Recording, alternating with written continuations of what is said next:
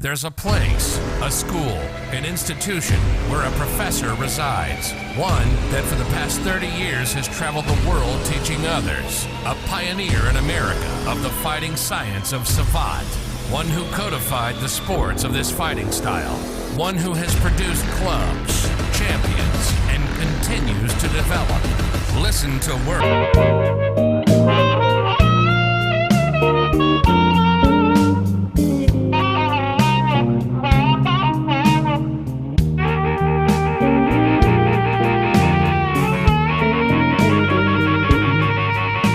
Back at you, and it's Monday again once more. Another week has gone by. It's the second week of May.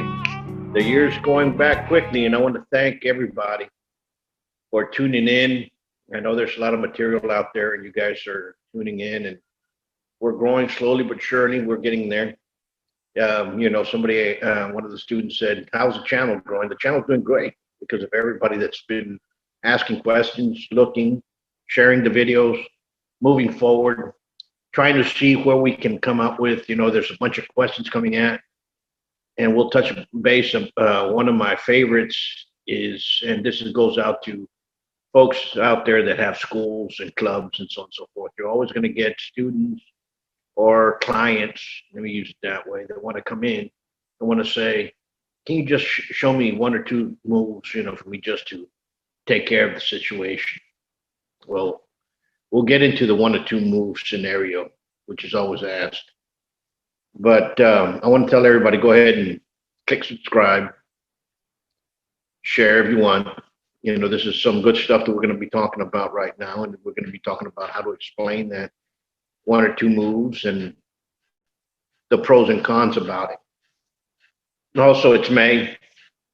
At the end of the month, we're going to have our 31st annual Passage de Grade for Savate. If it's a Passage de Grade for Saboteurs, is when they test up for rank. We got two going up for Silver Glove, which is an excitement. And we have a great colleague of mine that's going to be coming in, a great friend. He's like my brother, Professor Big Blue Andre Jeremy. So if you guys want to come out here and learn some Savate, feel the love and dance with Savate, please do so. The information is going to be towards the end. You can call me directly, email me at buitronacademy2012@gmail.com. Call the number in the back, and we'll take it from there.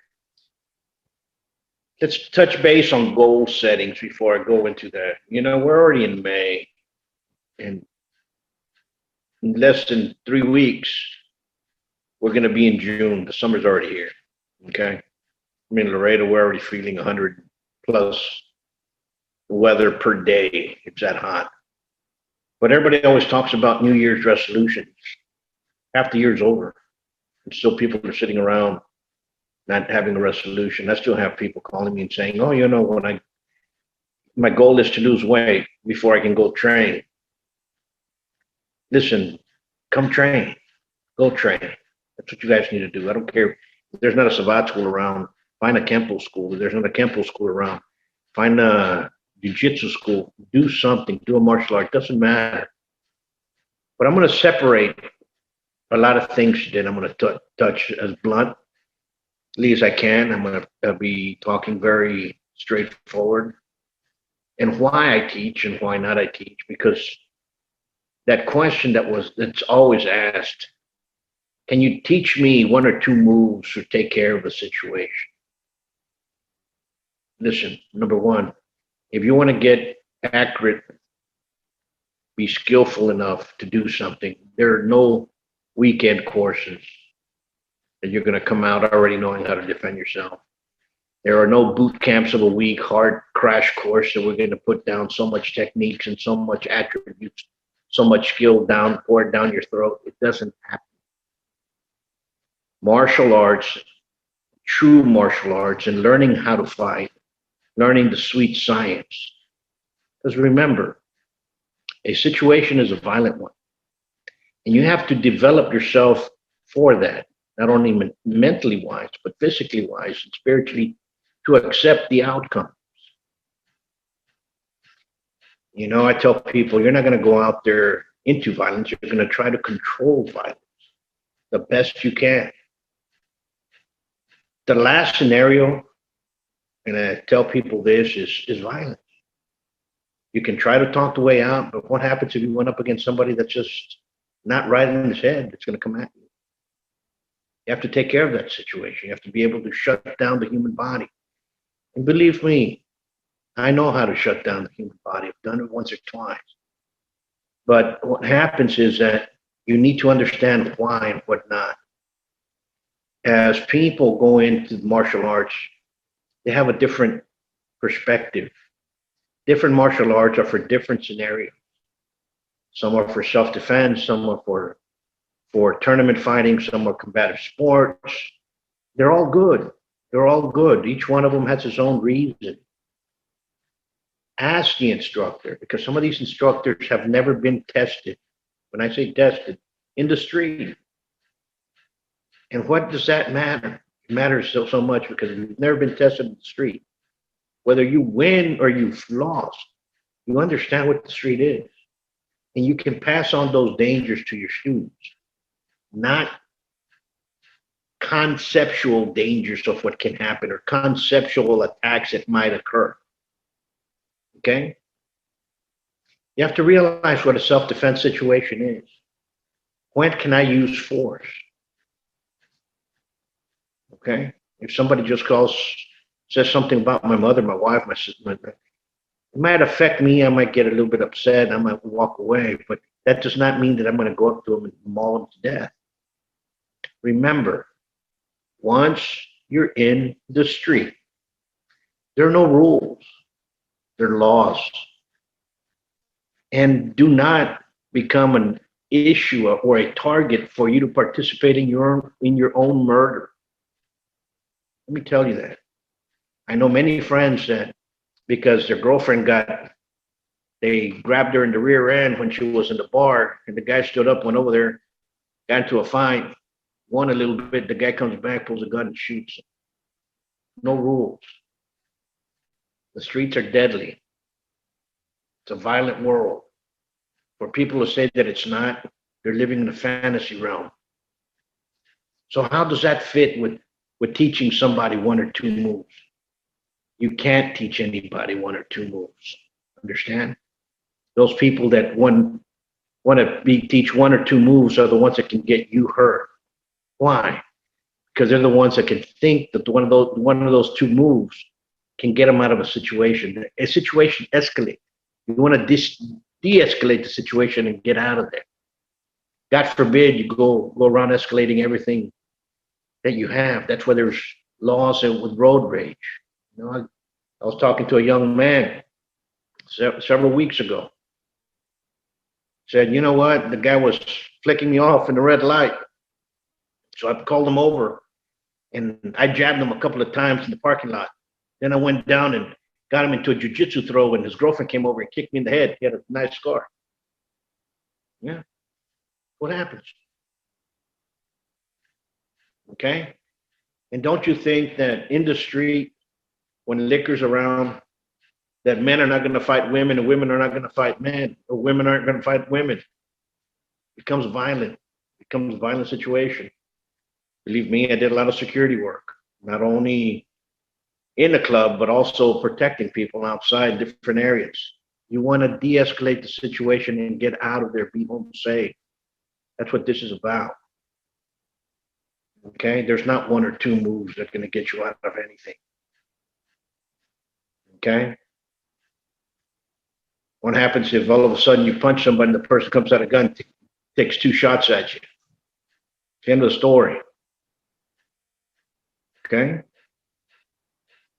Or the person pulls out a knife at you and you do a self-defense situation correctly and you take that knife away and the guy goes down on his knees and says no, and you cut his throat. Guess whose fault it is? It's yours.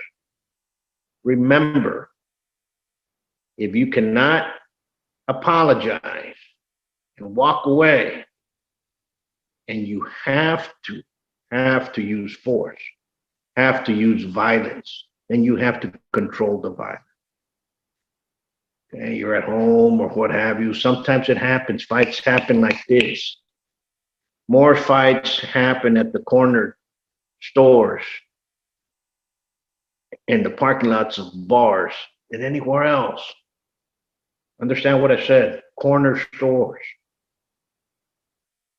Get somebody that's already having some drinks, goes inside, buys another one, bumps into you, say, "Excuse me," says what? Turns around, wait a minute. It's already a fight. They're fast.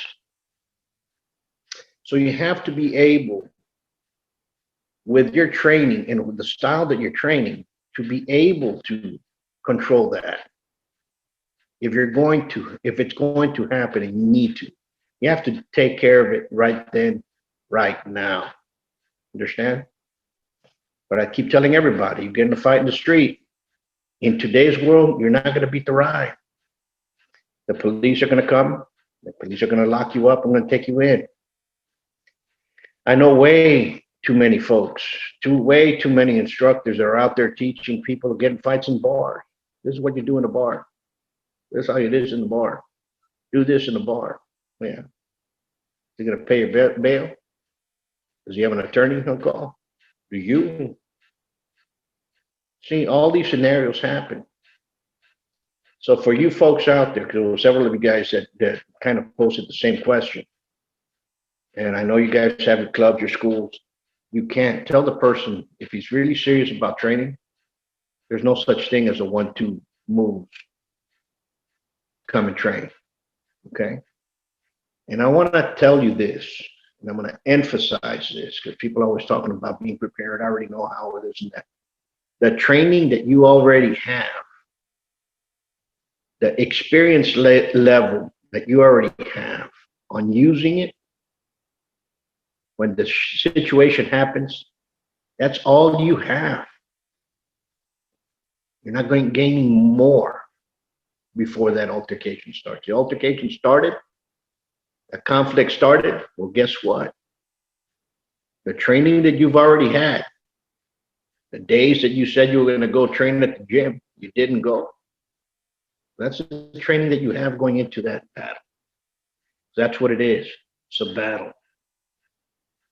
Now, many might disagree with me here, and they say, well, you know what? In the ring, you can still get killed. Yeah, in the ring, you can get killed. You can get hurt. You can come out paralyzed. It's exactly right. So can you. All right? But in the ring, there's rules. In the street, there's none. Now, guess what? Guess what happens if you do hit somebody correctly? The guy goes down, knocks down, hits himself, and the chair doesn't wake up anymore. Depending on the witnesses that are around, that's what's going to happen to you when they prosecute you. Because believe me, they will prosecute. Understand? Remember that. Second most important thing in the fight, if you cannot leave and you have to defend yourself and it becomes a combative situation, are the witnesses friends or foes? Because if they're foes, and even if you were on the right, you're going to get prosecuted. You're going to be doing some time. Understand? So think about it. When you train in the martial arts, train to its capacity. If you're training in Savant, train to its capacity. Learn how to punch. Learn how to kick. Learn how to move correctly. Understand the reasons for the self-defense scenarios, because they're teaching you things that can occur. And I'm talking about this blatantly to all martial artists. Understand the style and why the style was developed. Some styles are not for the street. Some styles were developed solely for the purpose of bringing down another style in a competition realm. Remember that, competition realm. Can I use competition techniques in the street? You can. Can they work? They might. Okay. You know, I was talking to a friend of mine who is law enforcement. He was telling me, you know, Paul, a lot of the things that occur in jail, a lot of those guys don't have martial art training. They might have boxing training. But boxing is not martial arts.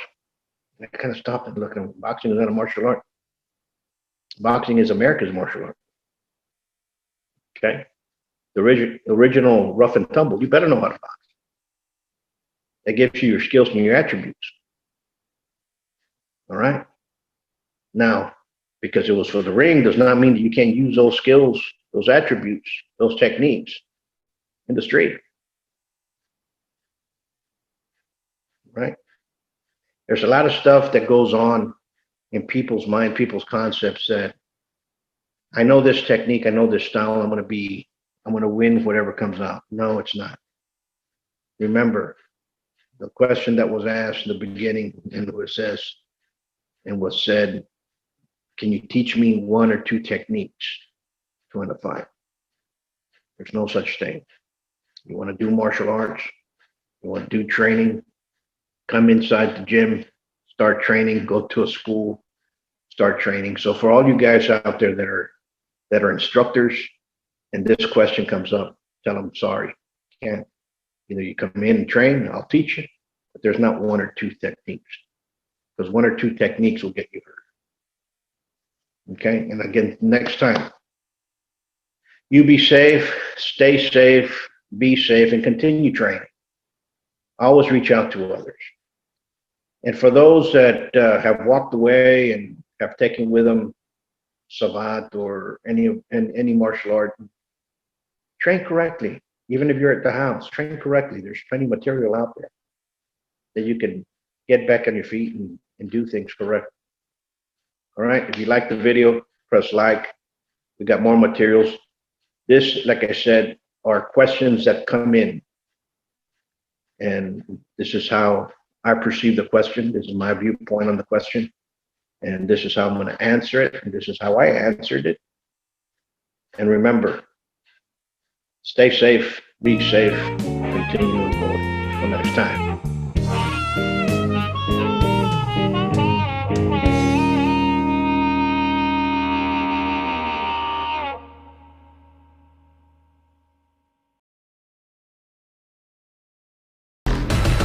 Train at the best kept secret of Laredo, Buoytron Academy, 956-401-4868, Savate.biz.